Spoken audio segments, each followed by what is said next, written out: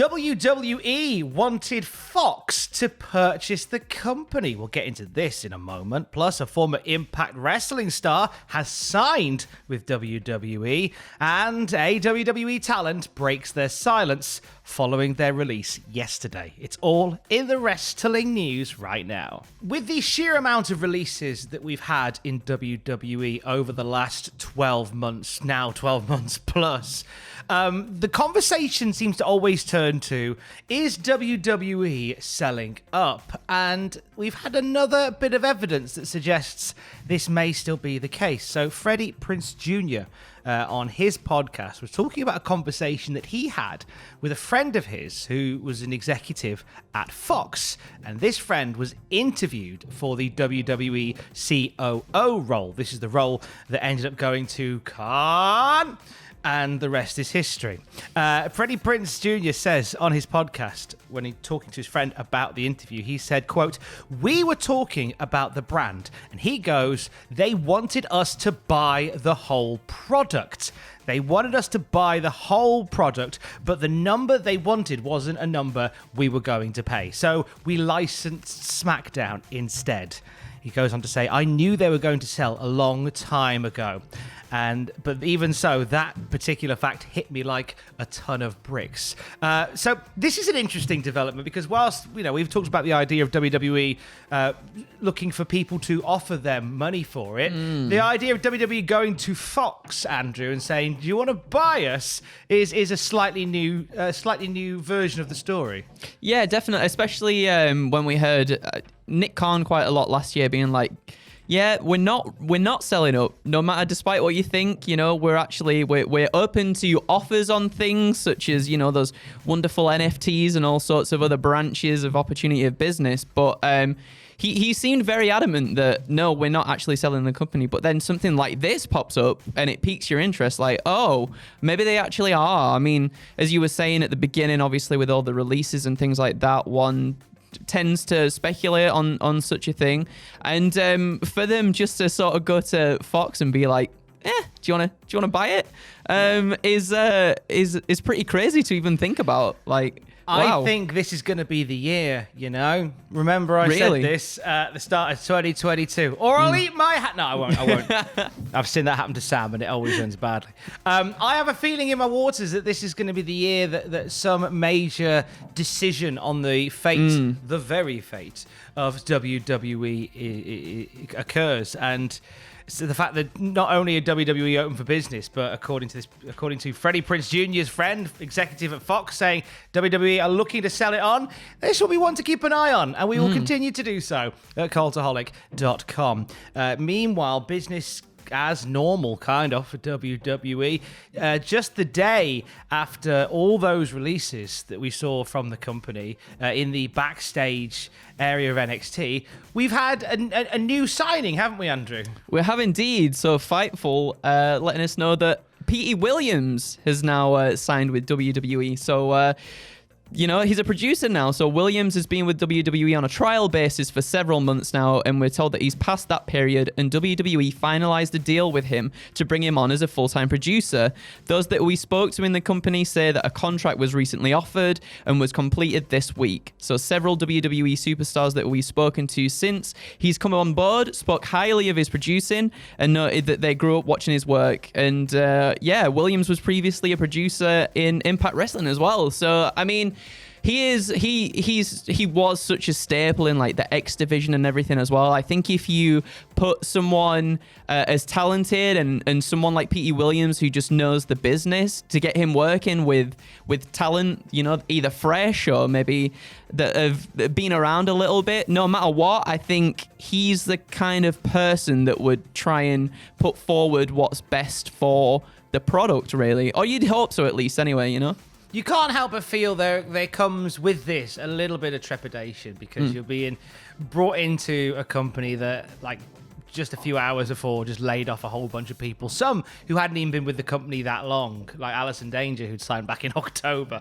So you've got to have that, and I think you'd have to have that in the back of your mind a little bit. But be that as it may, well done to P.T. Williams. There's nothing wrong with getting a bit of financial security, and working for a company like that. So best of luck to him going forward.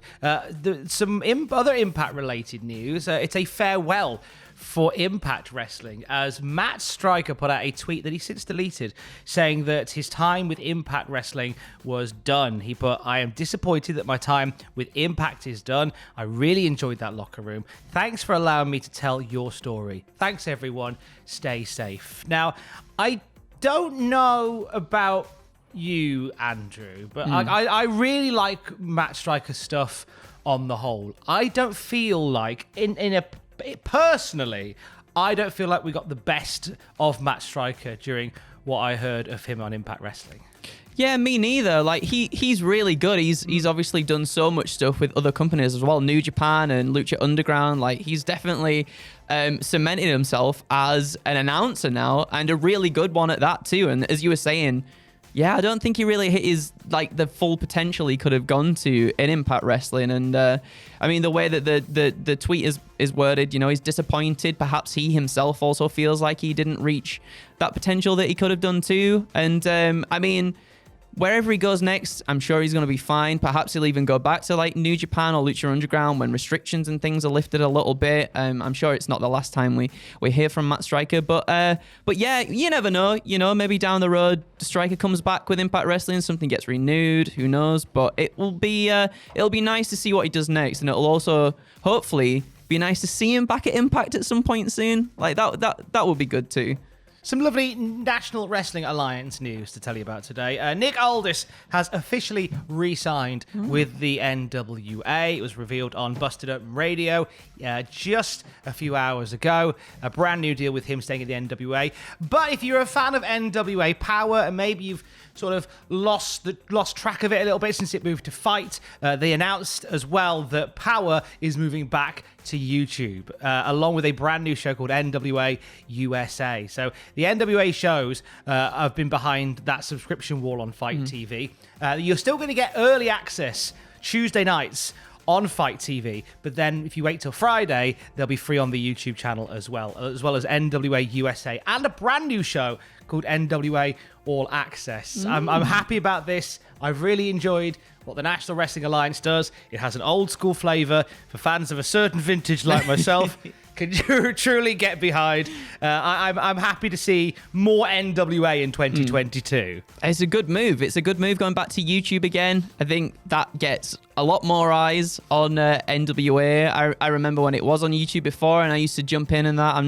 I haven't been keeping so much tabs on it maybe as you have, Tom, but I did used to coming in and having a look and everything. It's really good to see that they've signed Nick Aldis again too. That makes sense because he feels very much like an NWA boy now as well, So no, I'm looking forward to where it's going. I think big old Billy Corgan's probably got a lot of good things coming in 2022. So tell you who I'd like to see in NWA.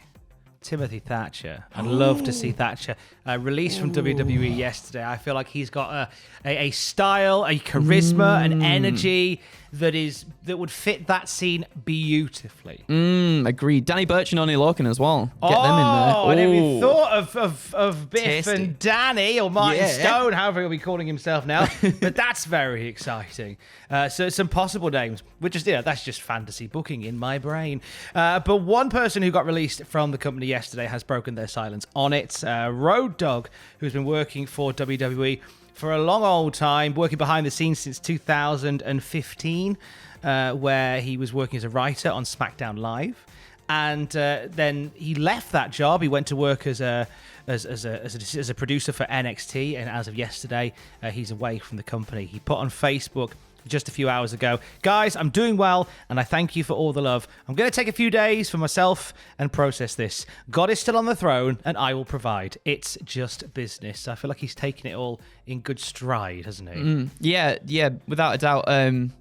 Obviously, he's been released before by WWE back in 2001 and things like that. Come back in, gone again. I think He's just, as you said, taking it on the chin, just seeing it as what it is. To him, at least, anyway, it's just business. That's how it happens and goes sometimes, which is unfortunate. But again, not to say that we won't see him back somewhere down the line, perhaps. Who knows? But I'm glad he seems to be doing all right, though. A lot of moving and shaking from the NXT side of things. Quite fortuitously, yesterday on the podcast feed, dropped a very special episode of Desert Island Graps featuring former NXT producer Scotty Too Hotty, formerly Scott Garland. He is now away from NXT. He left of his own volition, and he talks all about it with me. He was very open, had a great conversation about why he came to leave NXT, why the changes felt to him like a death. He goes on to say who inspired him to get back out into the indie scene. We talk about his time in Too Cool. We talk about what he wants to do now he's back on the road. He's in the UK in a few months' time, Andrew. Scotty Too Hot is hitting the UK. I need to learn how to do the worm. We've got to find him. I need to learn because I can't do it. So that would be the prime time to do it. That's it. I don't know what that is. That's it. Imagine that he did the worm right now. You can hear Desert Island Graps with Scotty Too Hotty on the Cultaholic podcast feed right now. If you are a Patreon at patreon.com/cultaholic, you can watch it as well with your very, very eyes.